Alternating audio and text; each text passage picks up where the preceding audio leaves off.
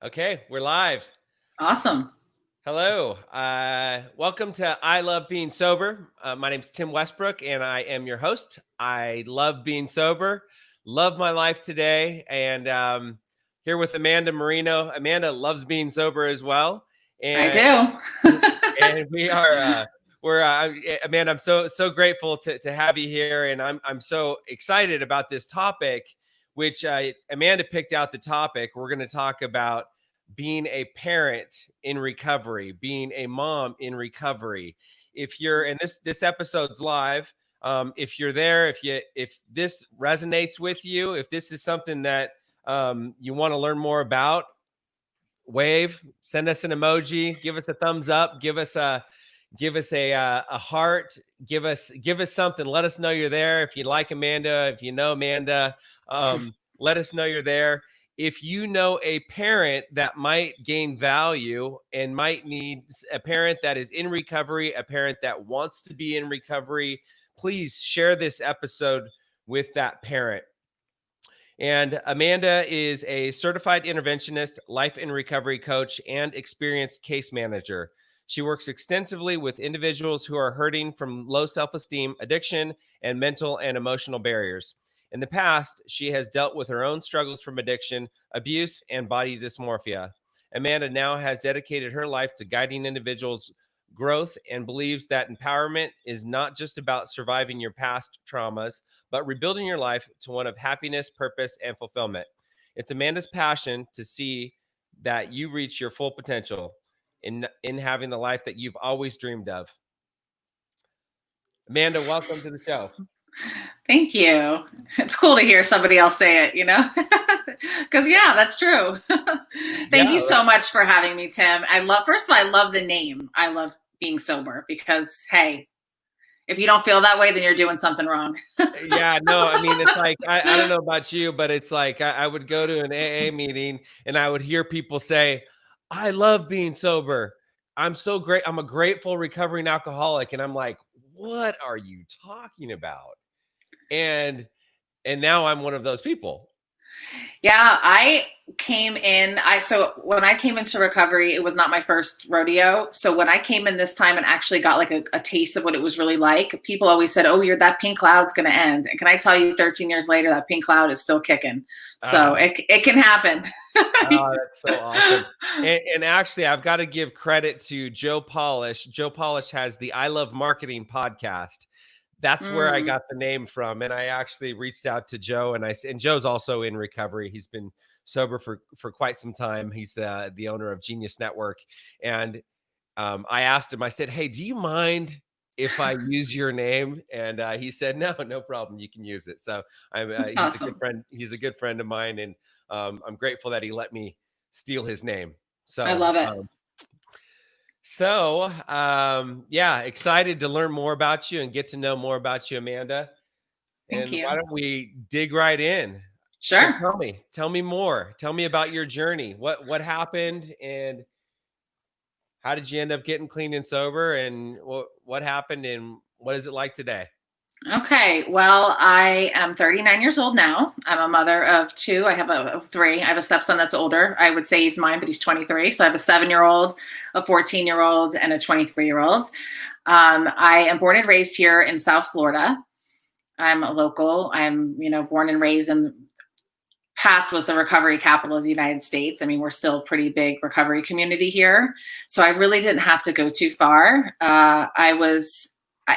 It's funny how we all have different stories of what got us to get sober. Some people come from traumatic backgrounds. Some people don't. Like my husband had a very healthy, normal childhood. Mine was pretty, had a lot of trauma, but we both ended up in the same place, right? So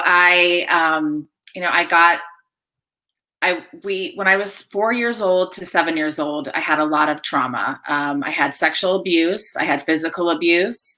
I watched my mother get abused. I had my younger sister was kidnapped in front of me and brought to Canada. They tried to take me and they couldn't get me. So, when all that happened, they ended up getting her back, and she came back about a month later, but she was, taken out of the country for a month and in front of me. So that's very traumatic. I wouldn't go outside for a long time. Now, How old were you? I was 7 when she was kidnapped in front And of me. how far back, like, what's your earliest recollection? Well, because of a lifetime of therapy, I remember, details of the abuse and the my mother getting abused at age 4, 5, 6. I remember it very clearly just because I've always been in therapy. Uh-huh. So I started talking about those things, as a 6, 7-year old, 8-year old with, my therapist at McDonald's, with my little cars. She would meet us at McDonald's to try to connect with me, and it worked. So she was pretty innovative for back then. Wow. Okay. Yeah. Okay. Yeah. So when I believe, with all the work I've done now, that when you go through something like that at such a young age, your trust level, so many things. I thought I was bad. I thought I was disgusting. I thought that, I blame myself for a lot of things. And I think that's pretty common with children that have been through abuse. And I believe this vicious lie that because I was sexually molested, that I was meant to be really messed up, like that people that were like me were, prostitutes and drug addicts. And that's just how I was like good with that. Which is really a sad thing, like I went through all that trauma when I was young. Once my mom, caught wind of some of the things that were going on, and she was always scared for her life. So once she was able to get away, when we got away, then things did get better for us.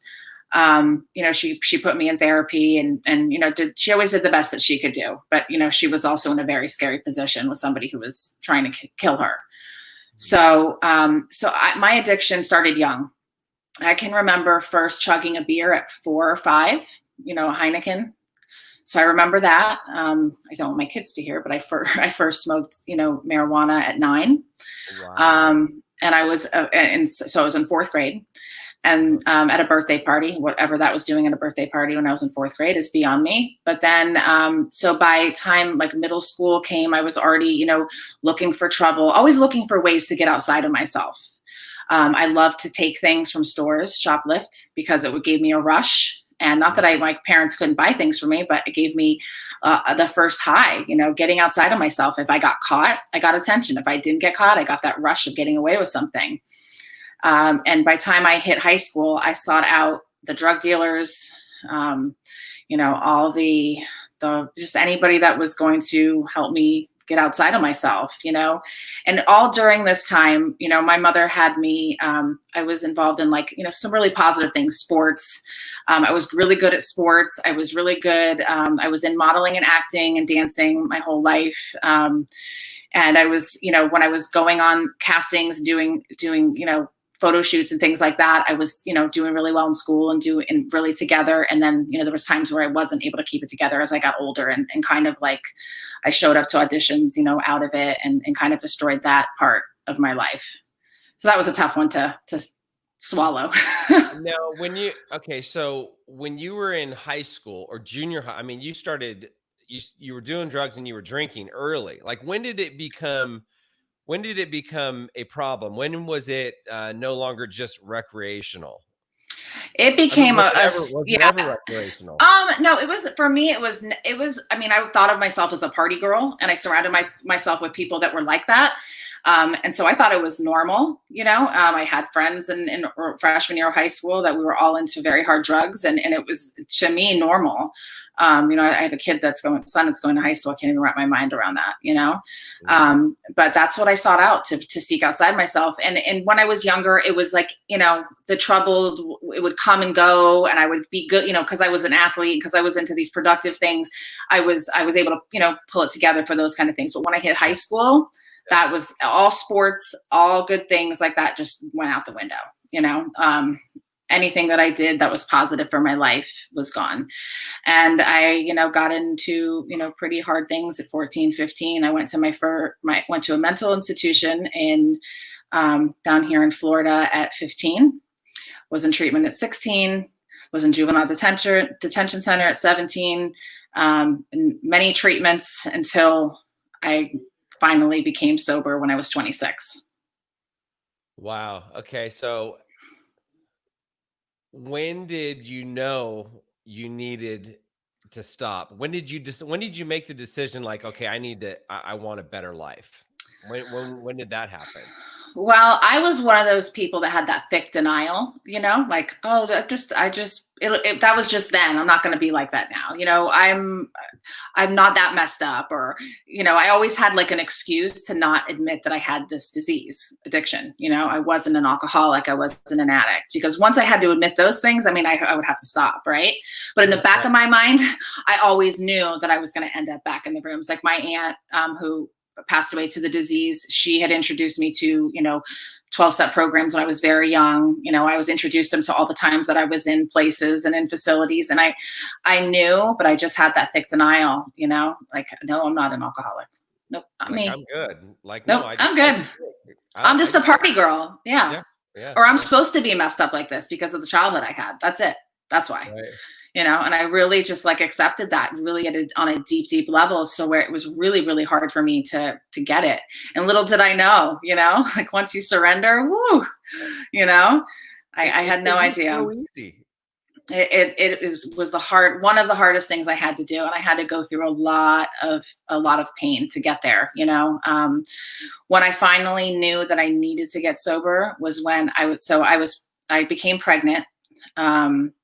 When I was 23, had my son at 24.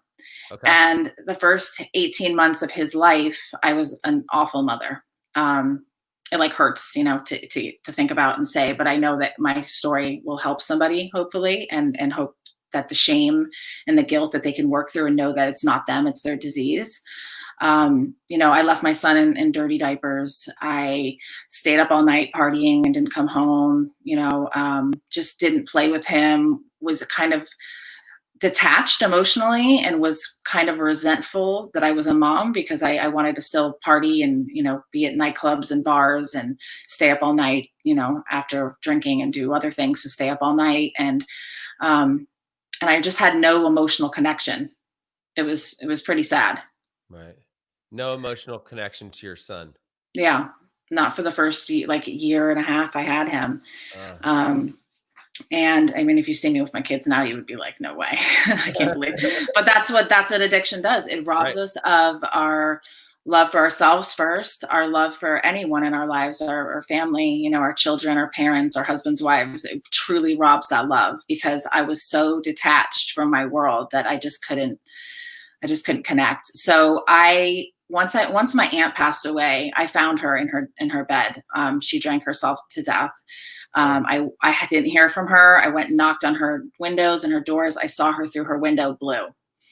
So I ended up getting worse after that before I got better. Mm-hmm. And then I used money that she had left to put myself in rehab. So I called around, and back then it was Yellow Pages. We didn't have Google for treatment. We looked in the Yellow Pages. So I found a program local. I wanted to go really far away because I was one of those people that I've moved, a number of times thinking that would fix me. Like I was going to move, I was going to get married, I was going to have a kid, I was going to this, and I would be fine, but really I just had to get sober and like do some work on myself. So I went to a place not far from my house so my son could come visit. And I learned, how to be a sober woman. And I was that bad client when I first got to treatment. I was that, broke all the rules, still being that kind of, I punched a man. I ran away. I smuggled in energy. I did like everything you're not supposed to do in rehab. So one day the owner sat me down and he was like, what are you doing? But that's just how I was my whole life. Rules didn't apply to me. Yeah. I was either greater than or less than everybody. And he gave me my aha moment, and he sat me down and was like, what are you doing? You've been doing this for years. You're going to lose your child, all these things.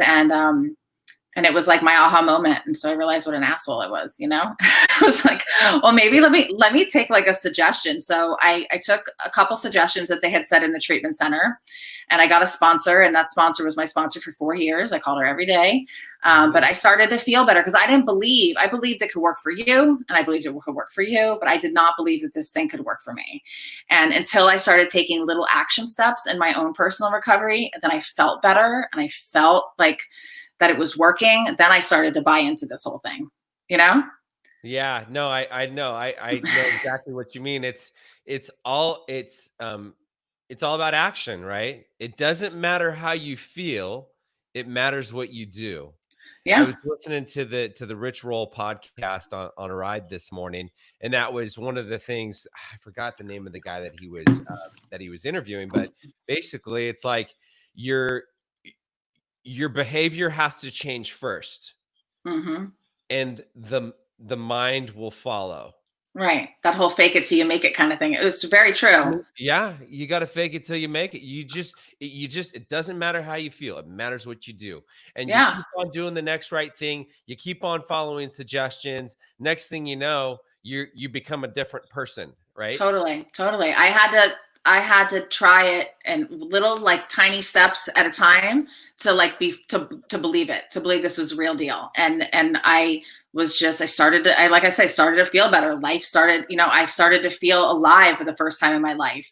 I started to, it was very hard for me to accept how I was to my son for the first, year and a half of his life. It was very shameful, very guilt, but I had to just work on what I was going to do forward, and give my children a different, opportunity than I had. Like I said, I was raised with a lot of love. My mother loved me, gave me so much love always. But what the man that she was with when I was younger was so toxic that, it really put a big damper on my life. So I made a promise to myself to have the healing process start with my son, so he's the first person I ever fell in love with, my son.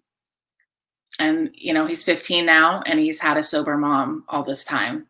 Wow. And he doesn't remember me like that, and I tell him all the time, like when I do interventions with mothers and I get shook up and I wear the emotion, that like I explain to him like what it could be like if I was still like that, like, that we wouldn't have the life we have today. He wouldn't be the kid he is today if I didn't get sober. So now you said that you did go to treatment a couple of times prior to the last stint in treatment, correct? Yeah. And the difference you said was your aunt passed away, right? She Yeah. drank herself to death. And then you just made the decision. You made the decision like I need to change my life, right? Yeah, I mean, I was in a marriage. Not who I'm married to now, my son's father. I was in a marriage, and we were like all partiers that we were all with, and I wanted to be a better mother. I had a desire for that, even though I couldn't do it. So I knew I was calling, drinking wine and taking Klonopin and calling the yellow pages, to look for somewhere for myself. I actually think I drove into the gate of the place, but I was a hot mess. Yeah, I was a wreck, but yeah, it was a number of driving factors, and I was done. And then when I got there, I became that little jerk, and I wasn't done. Once I started to feel, of course, then, by acting out and misbehaving and all those things, once I finally, that's when it sunk in. So sometimes it's like, you don't have to be 100% sold into this process. And like, that's why interventions work. And so people are like, do they have to hit their bottom? I don't know. What is the bottom? They don't have to get to the nasty, a nasty bottom. I had plenty of those though, but you can stop, when a miracle can happen when you can remove the substances. And that truly happened for me. Right. So would you say, I guess the question I'm getting at is, would you say that you got sober for your son? Yes. Okay. At first. Yeah. At first. Okay. So that was what got you there. Yeah, he was a huge driving factor. I looked at that little angel, he was always happy in spite of how chaotic, and, they say kids pick up on that. A lot of kids are misbehaved and, go through all of these, things when their parents are like I was. And my son was not like that. He was always happy, always smiling, always laughing, so he was my angel, and I wanted to get sober for him. I wanted to be a good mom. I was tired of the fight. It was 10 years of in and out. Most people hadn't been in and out for 10 years until they were far older than I was, but I was in and out for 10 years by then. Plus. Wow. Yeah. I'm just you see, we got a couple of comments here. I don't know if you can see. Can you see that? Yeah, I can see it. Gorgeous inspiration. Thanks, Elaine. We got lots of comments here. So anybody, and if anybody has a question for Amanda, post it in the comments, because I can see the comments, and we'll get to those questions here eventually. Okay, so now when did it go from getting sober for your son, for the love of your life, to staying sober for Amanda? When did you start loving yourself? Well, that's a journey that I think that we're always on as if we're continuing to do the work. So I'm still on a journey of loving myself, and it goes to different levels. But I think when I had that aha moment in treatment, it started to become about me. I woke up, I was like very overweight. And when I got sober, I had not remembered what kind of happened in 10 years. It was like this, I started to exercise, channeling myself into, eating healthy and just doing acts of self-love, like doing things I had never done before, stop beating myself up all the time, and it started to become about me and him. Because I always wanted to be a good mom, but it happened pretty right away. So I went home to my son's father, who I was married to at the time. And, I had different thoughts of what I wanted my life to be like, and we separated right away. So I actually didn't do like extended care, didn't do halfway, and I went home.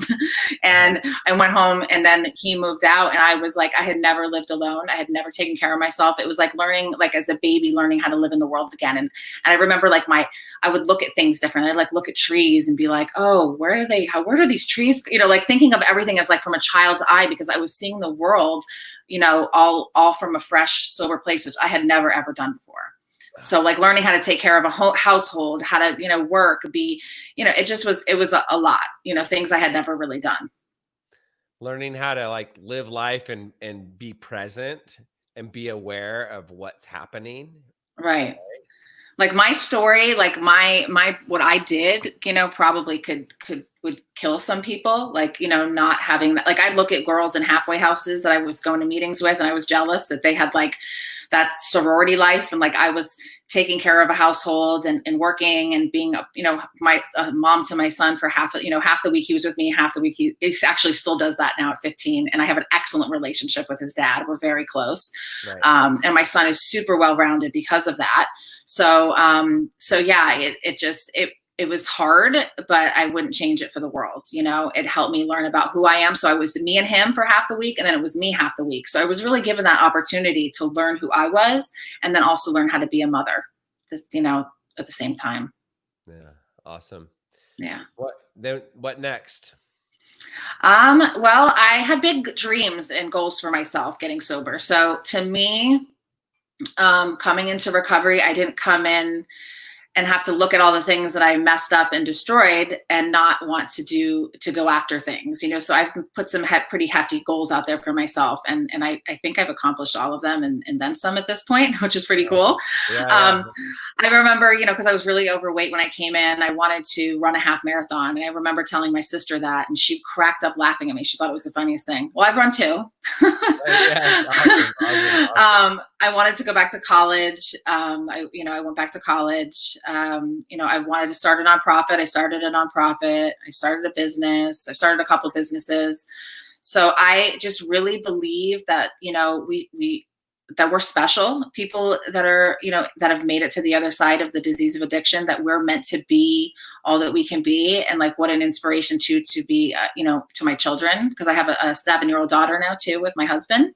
Mm-hmm. And just my husband and I, when we first got together, we lived in a little house in the ghetto, had no money, like lived off a Walmart card for one summer of groceries, and had like food stamps and all that. So where now we've bought a home together, and like, I've really like the inside things are always the most important, but what we've been able to build together as a family is pretty remarkable. And we never forget where we came from.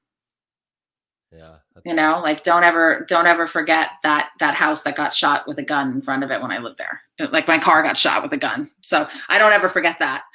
Yeah. in my gated neighborhood now that I feel very safe in. But yeah, it was scary. But like I'm the kind of person that I was handed things my whole life in my addiction. I was a brat. I was spoiled. I was handed everything, and I appreciated nothing. And recovery, I've had to work my little tuchus off inside and out for my internal peace and for my external, success. So. Yeah. I was talking with a guy today who's not in recovery, and he's like, man, I'm just so grateful that I get to drink a glass of wine and I get to have a drink, and it's never a big deal, and I don't ever, and I'm like, you know, I'm grateful that I'm an alcoholic and a drug addict. And I mean, I just, my life wouldn't be what my life is today if I didn't go through the journey that I went through. Right. Yeah. No, I'm so grateful. I have purpose. I have passion. I'm on fire for life. I'm on fire for recovery.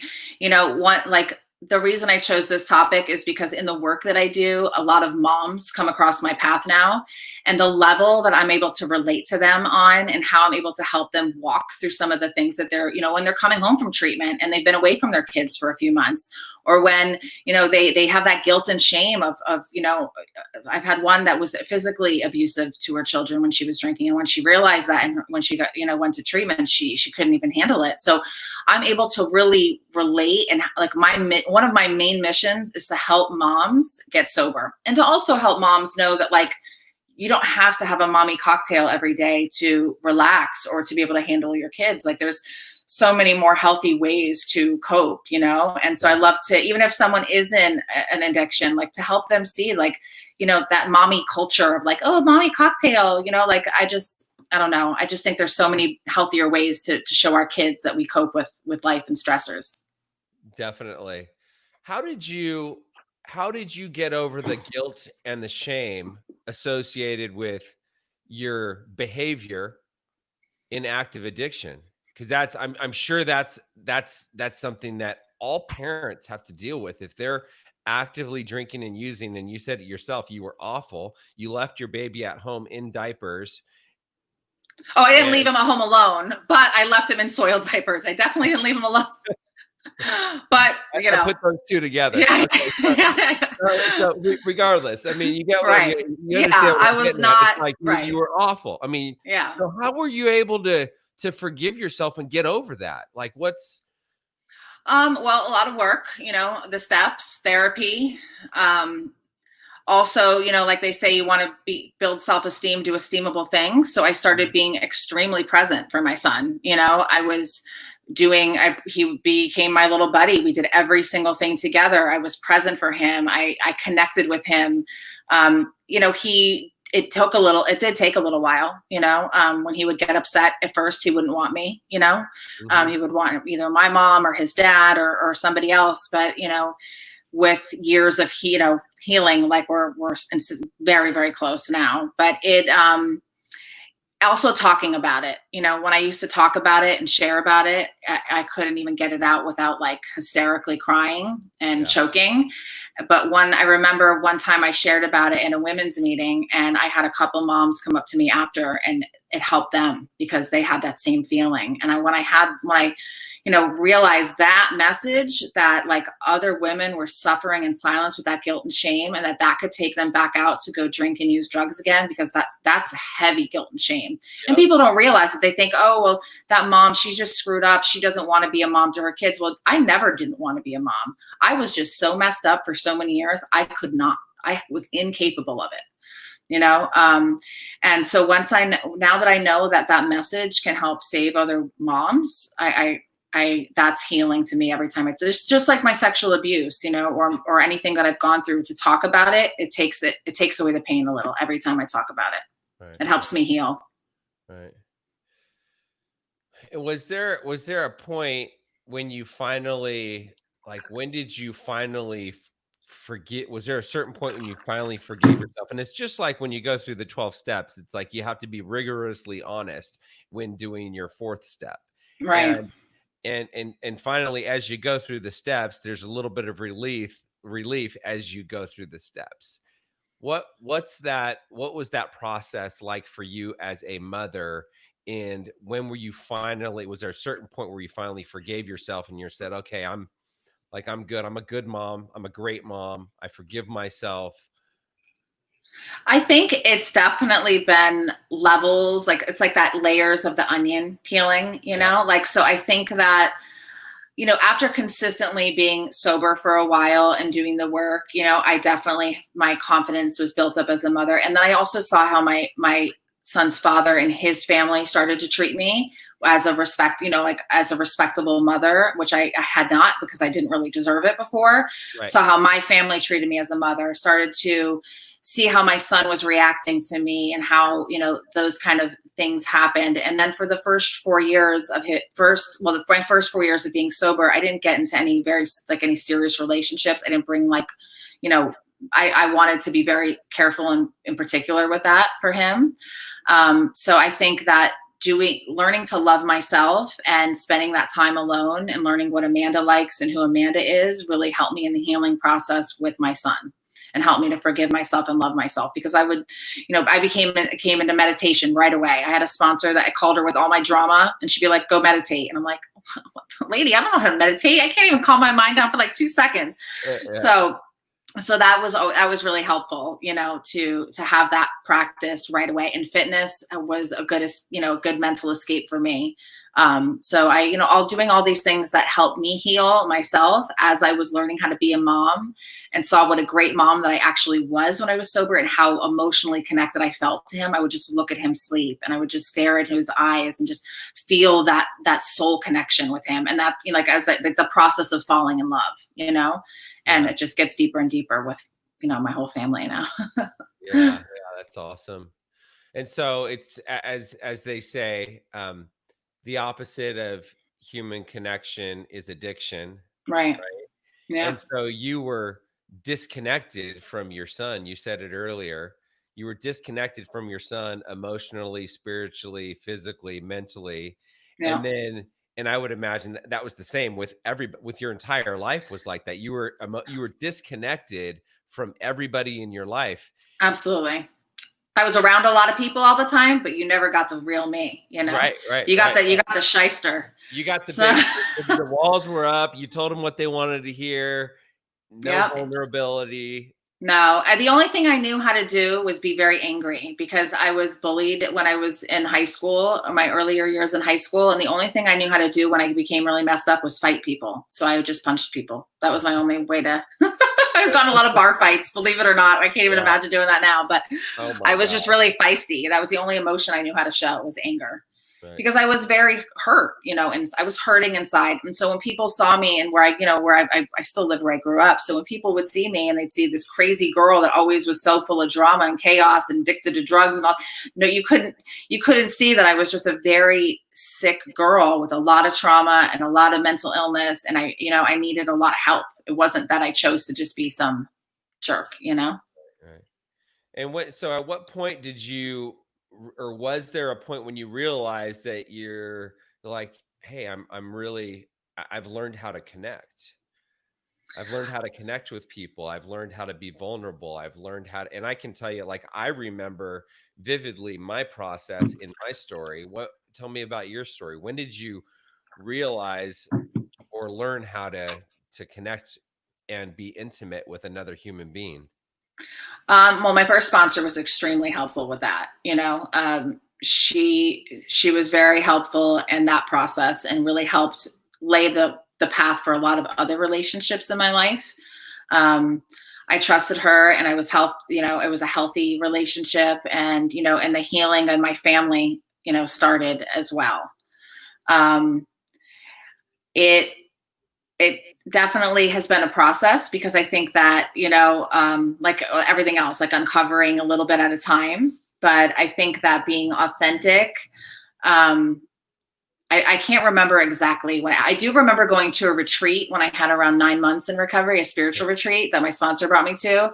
And that was like spiritual boot camp. And that helped kick me to like the next, it was super vulnerable. It was like scary. They don't tell you what you're doing before you go. You just go. Yeah. And that weekend, I remember being like open, it opened me up to a lot. I think now at 13 years, over the past year, my vulnerability has finally gotten to a place where like I cry over things. I'm emotional. I'm super connected.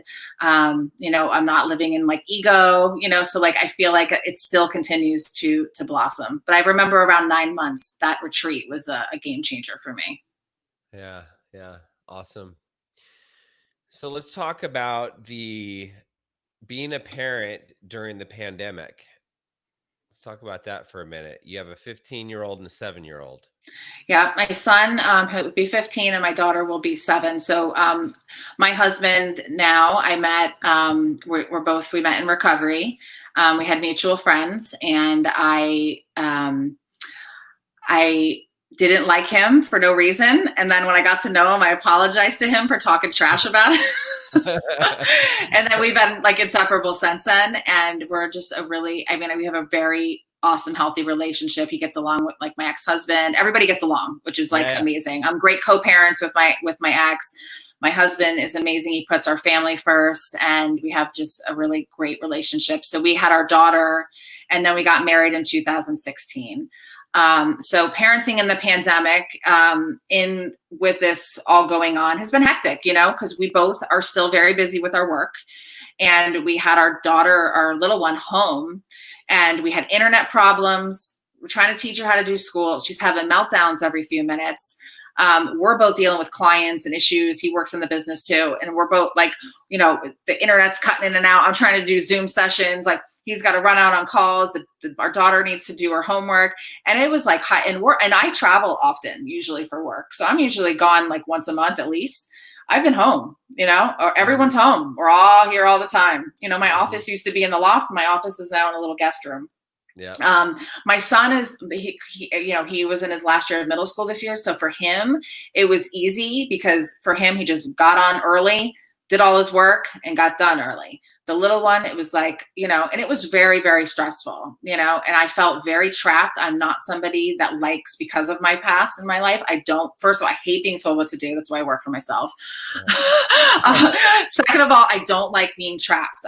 I feel very, I thrive in adventure, and my kids and I love to go do fun things. So feeling like we can't go anywhere, and feeling the pressures of them, like my little girl, when they closed the beach, her having that meltdown, like for her, it was like first school, then her friends, then this, and then they took the beach away. Like we couldn't even go there. So it was really, it's really next level, parenting and recovery right now, Yeah. Like go ahead. Sorry. Go ahead. No, getting sober right now as a mom, I can't even imagine how difficult that would be. Yeah, that actually was kind of my question, was what are you seeing with parents that they either want to get clean and sober, or they just got sober and they're just trying to navigate. I mean, you said it yourself, how difficult it was. The world is different right now. And if you're newly sober, if you're newly in recovery, like it's a challenge. I mean, these are challenging times regardless. Right. It's really hard right now. Can you imagine not being able to go to in-person meetings when you first got sober? No, I can't. Like, right. I went to 2 a day, 3 a day, I brought my son in his stroller. I can't imagine now, like for me to go to a Zoom meeting where I know people, that's great for me. I connect. I've known them for 10 years. I've known them for whatever. So for me, it's fine. But imagine going on there not knowing anybody and trying to connect virtually. Like, Forget it. Yeah. It's really hard. So what I'm seeing, like professionally, is I'm seeing alcoholism high on the rise. People that already were needed support and needed help prior to this pandemic are became really bad really quickly. So I've done a number of interventions, with mothers, and for them, it's about creating, getting creative and coming up with a support system even in these times, so like trying to find maybe some outside meetings that are outside of the house, maybe finding a small group to connect with, getting virtual. So there's so many different pieces that we have to put into place right now for people to help them and get creative, because going to 3 meetings a day and going out to coffee and dinner with your home group and those kind of things are just not happening right now. Yeah. No meeting before the meeting, no meeting after the meeting. It's right. Like, I like you, I went to, 1 or 2 meetings every single day. I hung out with my sponsor. I did step work. I hung out with sober people. I mean, like everything I did revolved around recovery for my first 2 years. Yeah. Everything. And now it's like, they can go to a Zoom meeting. Then what? Right. I mean, I was going to conventions, campouts, retreats, like every kind of activity at the clubhouses. And, I became like Mrs. Recovery for like my first 5 years. I did everything. Yeah. And, and I'm so grateful for that. And I really feel, my heart hurts for people trying to get sober right now. It's a hard time. What are you seeing that's working? Like those kind of things, like getting creative, just kind of just finding each person's needs. Like if it's somebody that I'm working with professionally, making sure they have like all their support services that they need and make sure the family has help too. And, kind of encompassing that. If it's somebody that's reaching out to me for sobriety, like I'll go meet with them and go for a walk, so there's creative ways. But I think those of us that have time, in personal recovery really kind of have to, look out for some people and kind of stick our hand out and get creative for them, because it is life or death. People are really getting bad at this time and are feeling very isolated. They go home and they're by themselves and there's no family around, nobody around, and they're in their own place. And it's scary. Yeah. So getting creative and kind of customizing, helping people customize what works for them, that's what I'm seeing as being is helpful right now. Yeah. What about being a professional in recovery, working in the recovery industry? Like, how's that? How are you being affected by the pandemic Mm. on that front? Ooh, a lot, definitely. So at first I was like super grateful because I had been traveling and been on the go so much. So like the first 6 weeks I was like, woohoo, I'm home. I get to chill. I was like I did a webinar and like how to best utilize your time in the quarantine, like, do your closets and take an education class. And like, I was like all on fire. Right. Yeah. Yeah. And then it hit me, it hit me of like this being still after not being still for so long. And I didn't realize that and all those healthy habits I gained in my early recovery started to become harmful.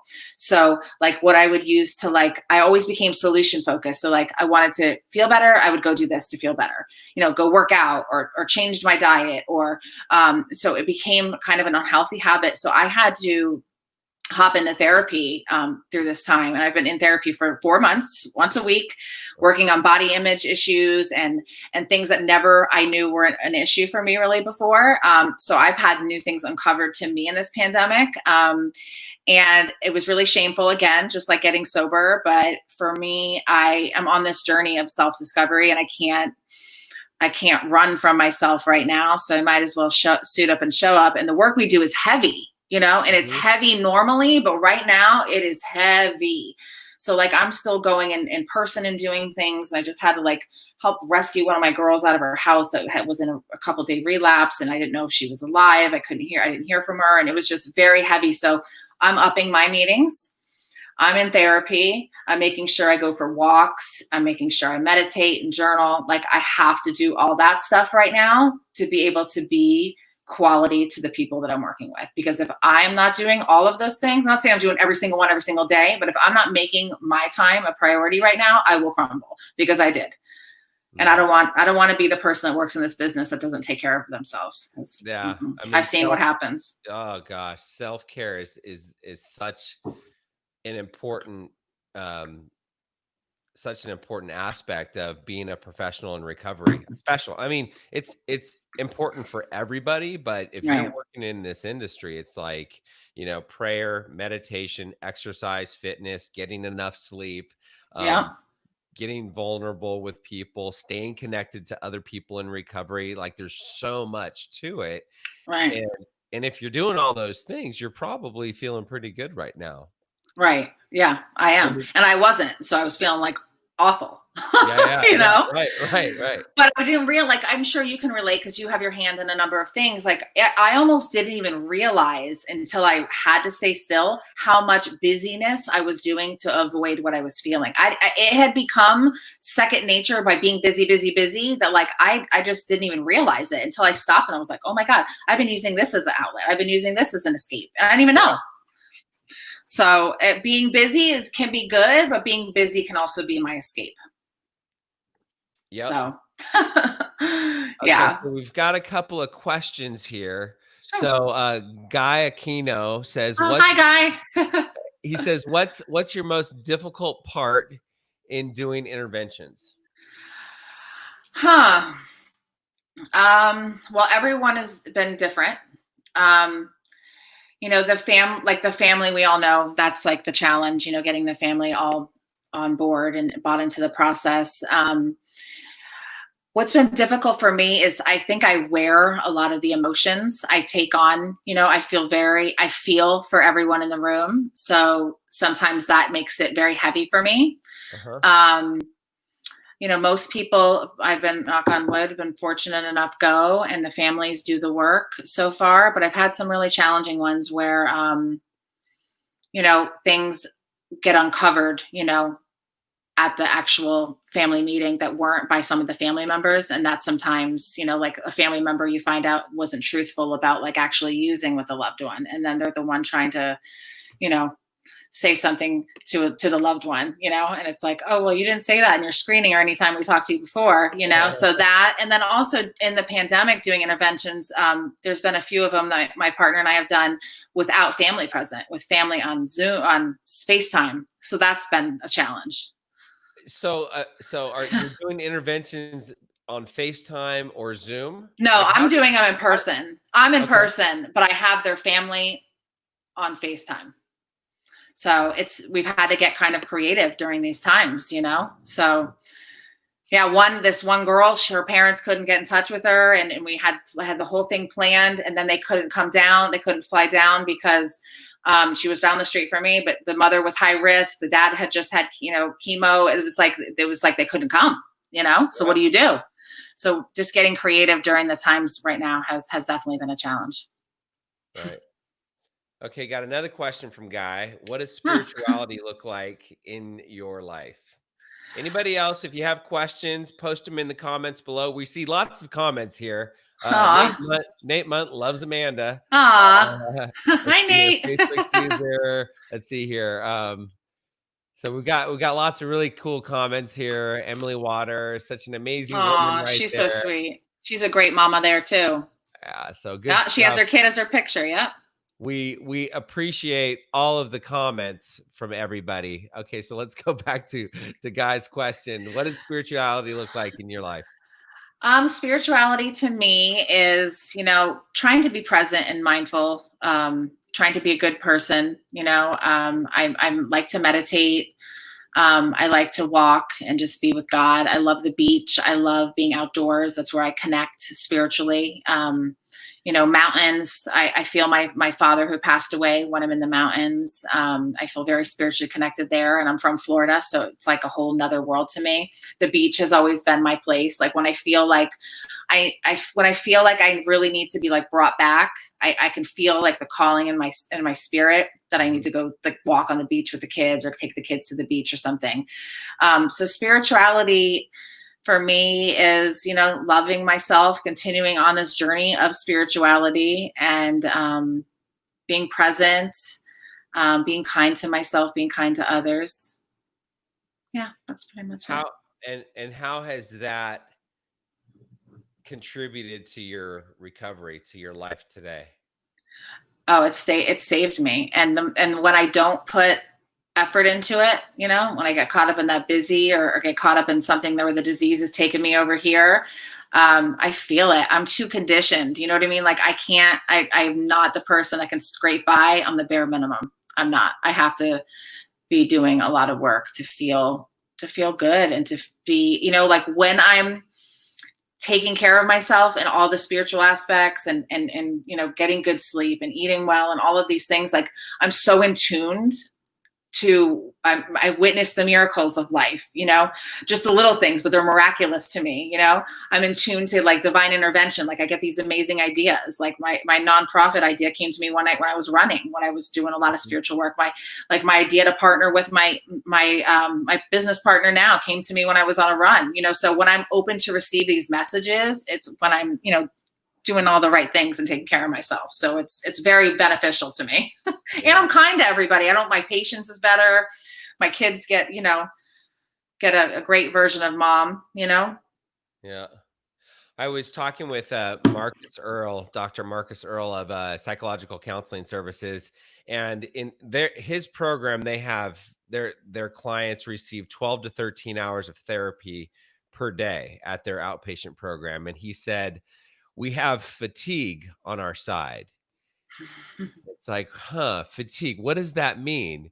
And fatigue is, having fatigue on your side means that the walls are down, the defenses are down, you're way more vulnerable. And what you're saying is that while you're exercising is when your best ideas come to you.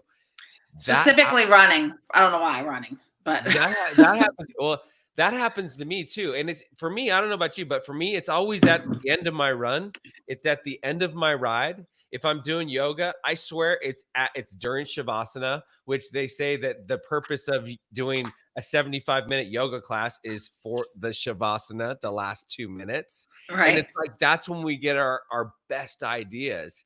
And Yeah. it's really just an amazing thing.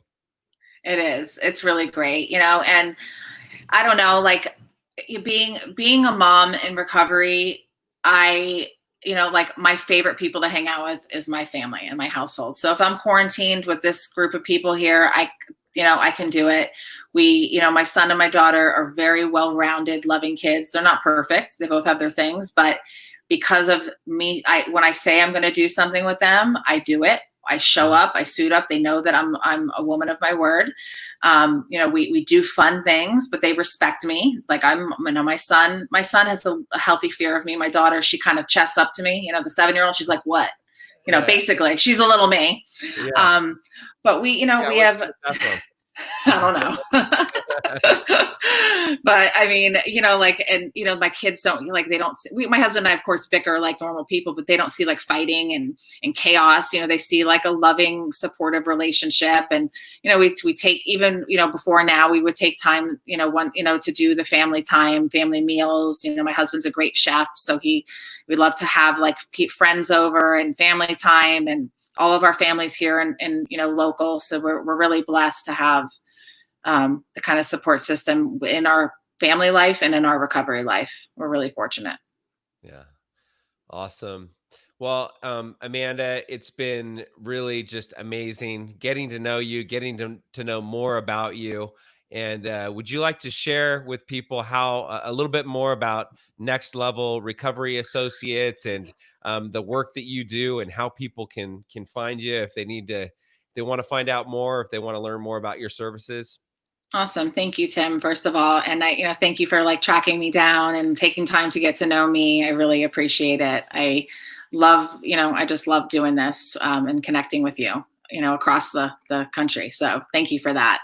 I started working for myself about a year ago. It's coming up on a year. And I was doing the work that I do on the side up until that point. So I was training, doing interventions and coaching and companion things on weekends while I was working full time.